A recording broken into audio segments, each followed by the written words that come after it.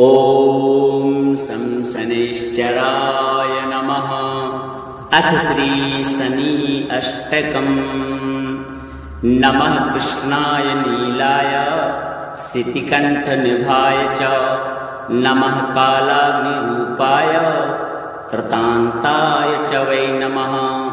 नमो निर्मांसदेहाय दीर्घश्मश्रुजटाय च। नमो विशालनेत्राय शुष्कोदरभयाकृते। नमः पुष्कलगात्राय स्थूलरोमणेऽथ वै नमः। नमो दीर्घाय शुष्काय कालदंष्ट्र नमोऽस्तु ते। नमस्ते कोटिराक्षाय दुर्नरीक्षाय वै नमः। नमो घोराय रौद्राय भीषणाय कपालिने। नमस्ते सर्वभक्षाय वलीमुख नमोऽस्तु ते। सूर्यपुत्र नमस्तेस्तु भास्करे भयदाय च। अधोद्रष्टे नमस्तेस्तु संवर्तक नमोऽस्तु ते। नमो मन्दगते तुभ्यं निष्त्रंसाय नमोऽस्तु ते। तपसा दग्धदेहाय नित्यं योगरताय च। नमो नित्यं क्षुधार्ताय अतृप्ताय च वै नमः। ज्ञानचक्षुर्नमस्तेस्तु कश्यपात्मजसूनवे। तुष्टो ददासि वैराज्यं रुष्टो हरसि तत्क्षणात्। देवासुरमनुष्याश्च सिद्धविद्याधरोरगाः त्वया विलोकिताः सर्वे नाशं यान्ति समूलतः। प्रसाद कुरु मे सौरे वारदो भव भास्करे। एवं स्तुतस्तदा सौर्यग्रहराजो महाबलः। श्री शनिदेवार्पणमस्तु। नमः कृष्णाय नीलाय स्थितिकण्ठनिभाय च। नमः कालाग्निरूपाय कृतान्ताय च वै नमः। नमो निर्मांसदेहाय दीर्घश्मश्रुजटाय च। नमो विशालनेत्राय शुष्कोदरभयाकृते। नमः पुष्कलगात्राय स्थूलरोमणेऽथ वै नमः। नमो दीर्घाय शुष्काय कालदंष्ट्र नमोऽस्तु ते। नमस्ते कोटिराक्षाय दुर्नरीक्षाय वै नमः। नमो घोराय रौद्राय भीषणाय कपालिने। नमस्ते सर्वभक्षाय वलीमुख नमोऽस्तु ते। सूर्यपुत्र नमस्तेस्तु भास्करे भयदाय च। अधोद्रष्टे नमस्तेस्तु संवर्तक नमोऽस्तु ते। नमो मन्दगते तुभ्यं निष्त्रंसाय नमोऽस्तु ते। तपसा दग्धदेहाय नित्यं योगरताय च। नमो नित्यं क्षुधार्ताय अतृप्ताय च वै नमः। ज्ञानचक्षुर्नमस्तेस्तु कश्यपात्मजसूनवे।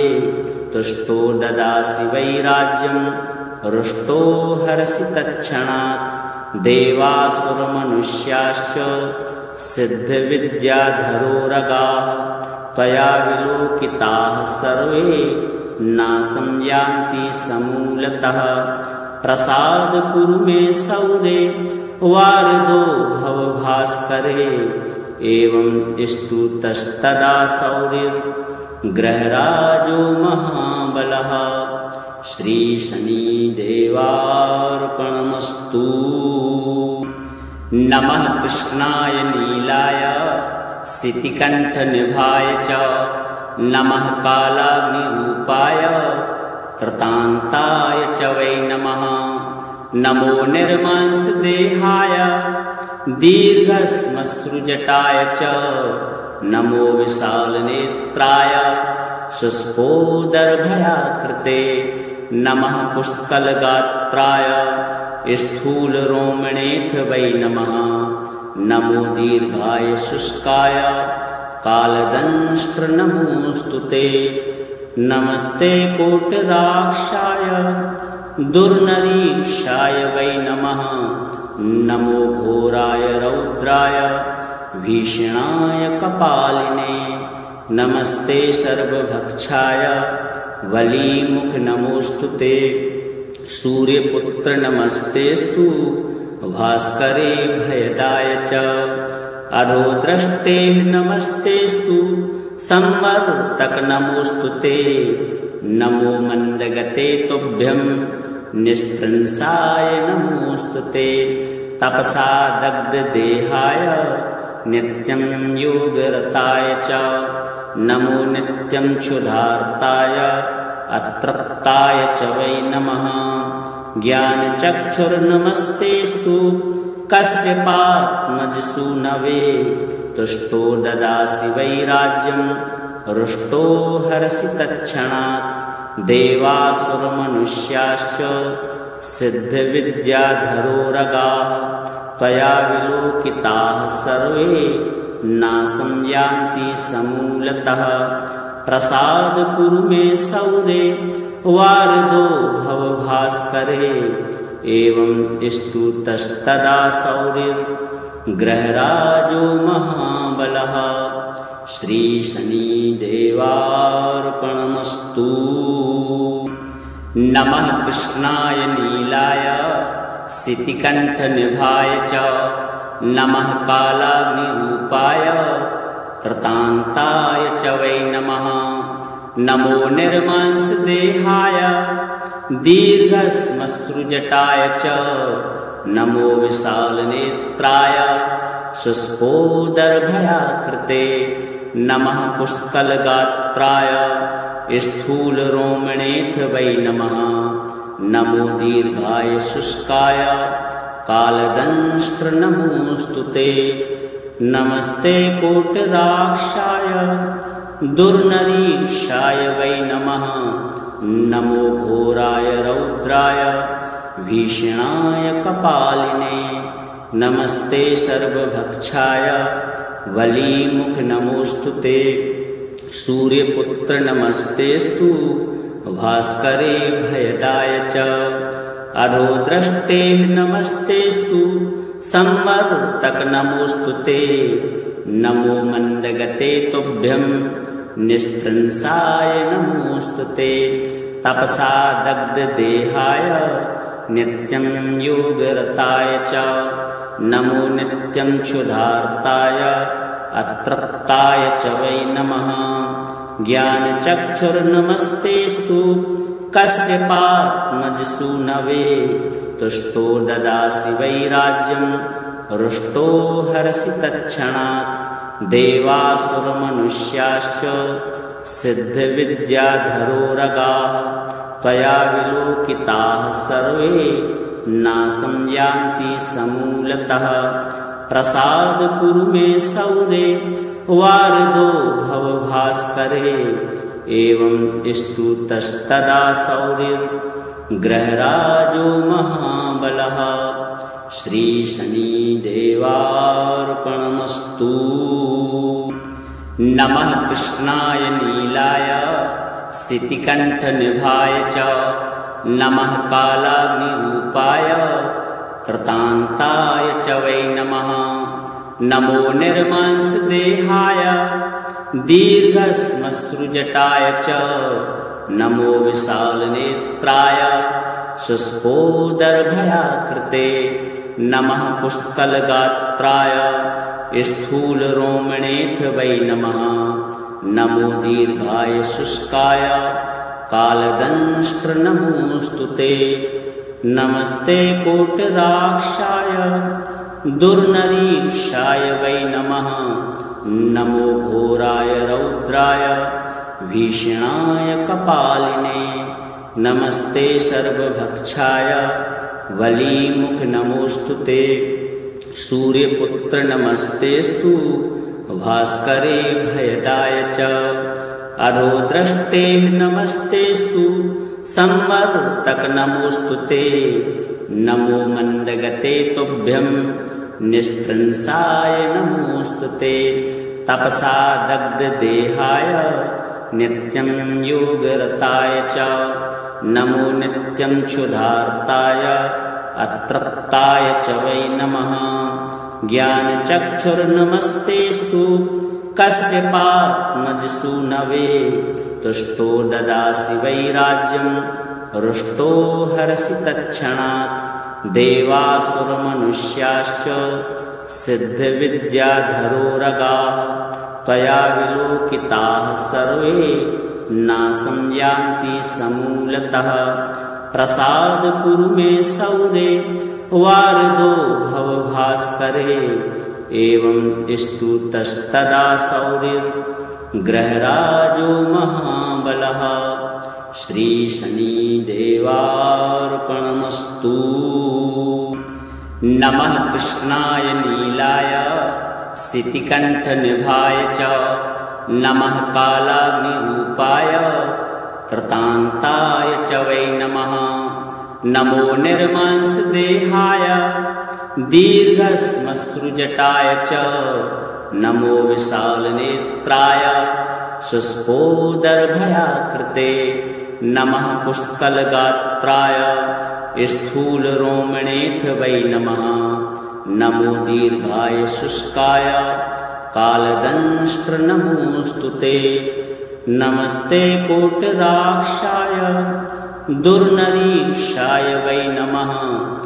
नमो घोराय रौद्राय भीषणाय कपालिने। नमस्ते सर्वभक्षाय वलीमुख नमोस्तुते। सूर्यपुत्र नमस्तेस्तु भास्करे भयदाय च। अधोद्रष्टे नमस्तेस्तु संवर्तक नमोस्तुते। नमो मंदगते तुभ्यं निष्त्रंसाय नमोस्तुते।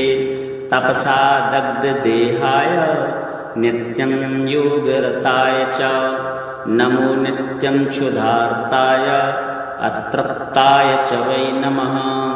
ज्ञानचक्षुर्नमस्तेस्तु कश्यपात्मजसूनवे। तुष्टो ददासि वैराज्यं रुष्टो हरसि तत्क्षणात्। देवासुरमनुष्याश्च सिद्धविद्याधरोरगाः त्वया विलोकिताः सर्वे नाशं यान्ति समूलतः।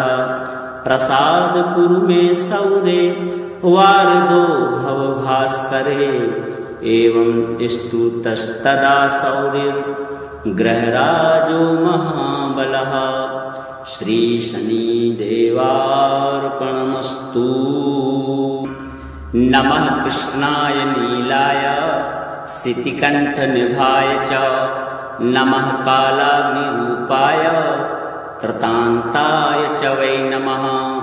नमो निर्मांसदेहाय दीर्घश्मश्रुजटाय च नमो विशालनेत्राय शुष्कोदरभयाकृते।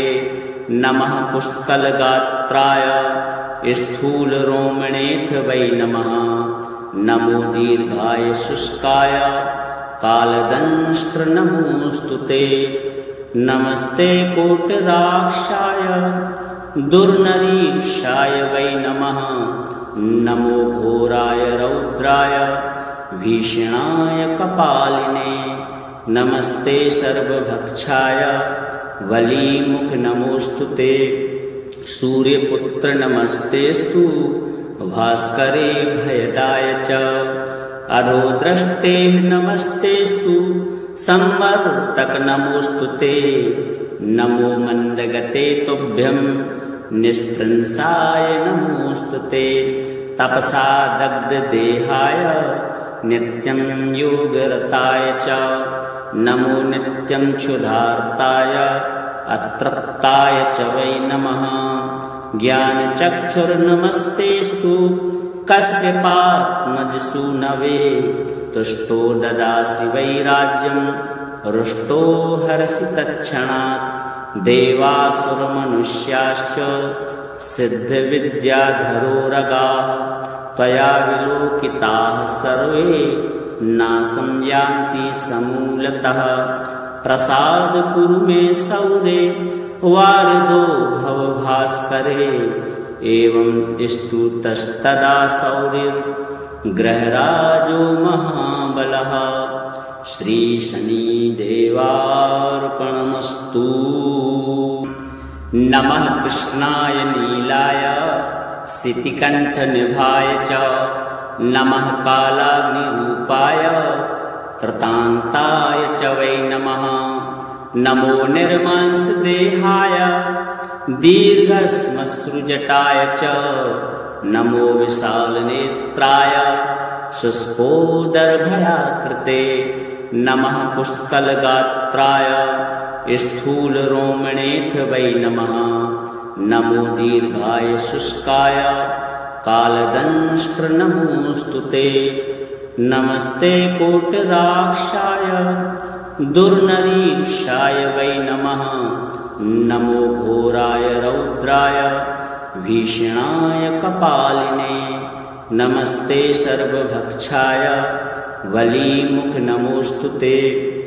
सूर्यपुत्र नमस्तेस्तु भास्करे भयदाय च अधोद्रष्टे नमस्तेस्तु संवर्तक नमोऽस्तु ते।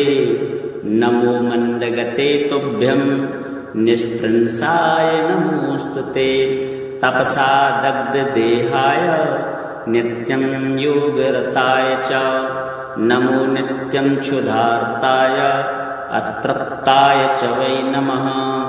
ज्ञानचक्षुर्नमस्तेस्तु कश्यपात्मजसूनवे तुष्टो ददासि वैराज्यं रुष्टो हरसि तत्क्षणात्।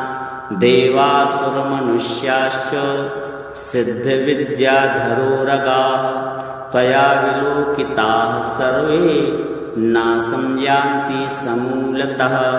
प्रसाद कुरु मे सौरे वारदो भवभास्करे एवं स्तुतस्तदा सौरिर्ग्रहराजो महाबलः श्री शनिदेवार्पणमस्तु। नमः कृष्णाय नीलाय स्थितिकण्ठनिभाय च नमः कालाग्निरूपाय कृतान्ताय च वै नमः। नमो निर्मांसदेहाय दीर्घश्मश्रुजटाय च नमो विशालनेत्राय शुष्कोदरभयाकृते नमः पुष्कलगात्राय स्थूलरोमणेऽथ वै नमः। नमो दीर्घाय शुष्काय कालदंष्ट्र नमोऽस्तु ते। नमस्ते कोटिराक्षाय दुर्नरीक्षाय वै नमः। नमो घोराय रौद्राय भीषणाय कपालिने नमस्ते सर्वभक्षाय वलीमुख नमोऽस्तु ते। सूर्यपुत्र नमस्तेस्तु भास्करे भयदाय च अधोद्रष्टे नमस्तेस्तु संवर्तक नमोऽस्तु ते। नमो मन्दगते तुभ्यं निष्प्रंसाय नमोऽस्तु ते। तपसा दग्धदेहाय नित्यं योगरताय च नमो नित्यं क्षुधार्ताय अतृप्ताय च वै नमः। ज्ञानचक्षुर्नमस्तेस्तु कश्यपात्मजसूनवे तुष्टो ददासि वैराज्यं रुष्टो हरसि तत्क्षणात्। देवासुरमनुष्याश्च सिद्धविद्याधरोरगाः त्वया विलोकिताः सर्वे नाशं यान्ति समूलतः। प्रसाद कुरु मे सौरे वारदो भवभास्करे एवं स्तुतस्तदा सौरिर्ग्रहराजो महाबलः श्री शनिदेवार्पणमस्तु। नमः कृष्णाय नीलाय स्थितिकण्ठनिभाय च नमः कालाग्निरूपाय कृतान्ताय च वै नमः।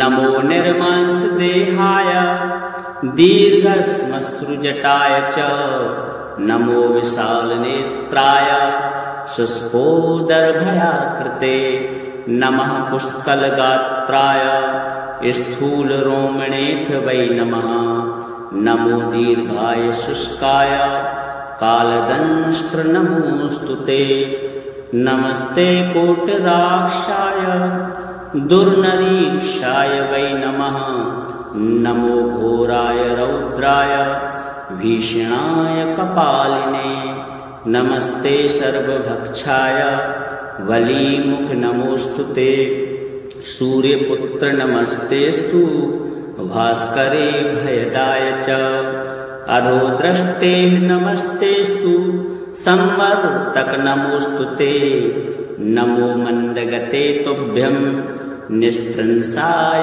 नमोऽस्तु ते तपसा दग्धदेहाय नित्यं योगरताय च नमो नित्यं क्षुधार्ताय अतृप्ताय च वै नमः ज्ञानचक्षुर्नमस्तेस्तु कश्यपात्मजसूनवे तुष्टो ददासि वैराज्यं रुष्टो हरसि तत्क्षणात् देवासुरमनुष्याश्च सिद्धविद्याधरोरगाः त्वया विलोकिताः सर्वे नाशं यान्ति समूलतः प्रसाद कुरु मे सौरे वारदो भव भास्करे एवं स्तुतस्तदा सौरिर्ग्रहराजो महाबलः श्रीशनिदेवार्पणमस्तु।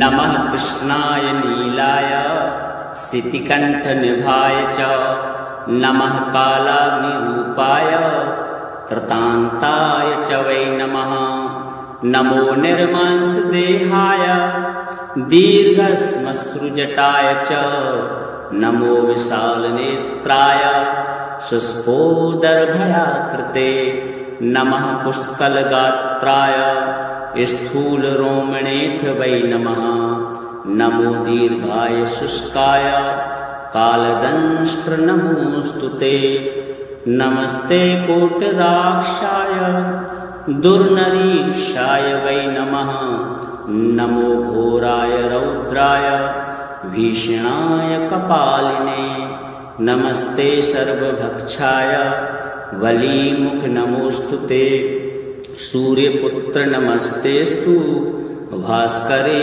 भयदाय च अधोद्रष्टे नमस्तेस्तु संवर्तक नमोऽस्तु ते नमो मन्दगते तुभ्यं निस्त्रंसाय नमोऽस्तु ते तपसा दग्धदेहाय नित्यं योगरताय च नमो नित्यं क्षुधार्ताय अतृप्ताय च वै नमः ज्ञानचक्षुर्नमस्तेस्तु कश्यपात्मजसूनवे तुष्टो ददासि वैराज्यं रुष्टो हरसि तत्क्षणात् देवासुरमनुष्याश्च सिद्धविद्याधरोरगाः त्वया विलोकिताः सर्वे नाशं यान्ति समूलतः प्रसाद कुरु मे सौरे वारदो भव भास्करे एवं स्तुतस्तदा सौरिर्ग्रहराजो महाबलः श्रीशनिदेवार्पणमस्तु।